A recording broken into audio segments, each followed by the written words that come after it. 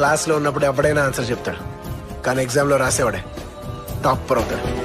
Let me be brutally honest. EAMCET exam లో మనకి toppers and average students కి మధ్య డిఫరెన్స్ అనేది మనకి నాలెడ్జ్ లో ఉండదు, మిస్టేక్స్ లో ఉంటుంది.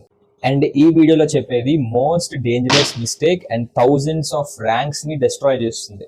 మీరు కోచింగ్ కి వెళ్ళినా, సెల్ఫ్ ప్రిపరేషన్ చేసినా, అండ్ ఆల్సో 100+ మాక్ టెస్ట్ రాసినా సరే, ఈ ఒక్క మిస్టేక్ చేస్తే మీకు చాలా వరకు రిజల్ట్ సేమే ఉంటుంది.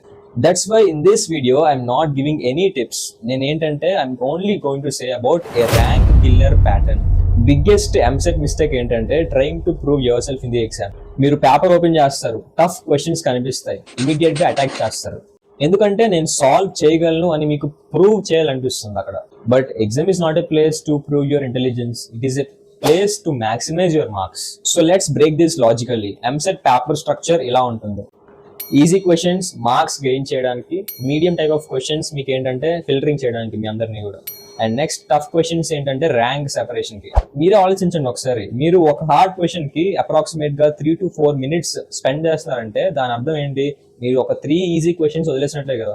సో దీనివల్ల what is the result, final result, మీకు అటెంప్ట్స్ తగ్గిపోతాయి, కాన్ఫిడెన్స్ క్రాష్ అవుతుంది, అండ్ ఆల్సో మీ అక్యురసీ కూడా స్లోగా డిగ్రేడ్ అయిపోతుంది.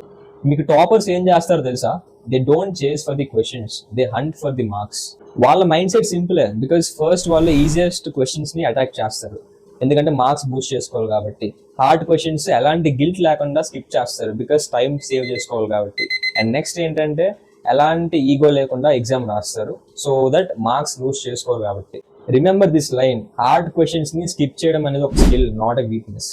సో మీరు ఏం చేస్తారంటే ఈ 3 round సిస్టమ్ యూజ్ చేయండి. ఏంటంటే round 1 only easy questions direct గా అటాక్ చేసేయండి మీరు, ఓకేనా. ఈజీ క్వశ్చన్స్ చూసుకోండి. అండ్ నెక్స్ట్ మీడియం 2, రౌండ్ 2లో మీరు మీడియం లైక్ ఆఫ్ క్వశ్చన్స్ చేయండి. సో లైక్ ట్రై చేయొచ్చు అన్న క్వశ్చన్స్. రౌండ్ 3లో ఇఫ్ టైం ఉంటే go with the tough questions. And one more thing, ఈ 2 rounds లో, ఫస్ట్ 2 rounds లో if a question takes more than 60 to 70 seconds ఎలాంటి ego లేకుండా skip చేసే. అలాంటి క్వశ్చన్స్ ని నువ్వు మార్క్ ఫర్ రివ్యూ పెట్టుకో, తర్వాత లాస్ట్ టైం ఉంటే చూసుకోవచ్చు. అసలు ఎందుకు తెలుసా, ఒక టాపర్ కి ఒక యావరేజ్ వాడికి ఎందుకు ఎంత డిఫరెన్స్ వస్తుంది ర్యాంక్ విషయంలో.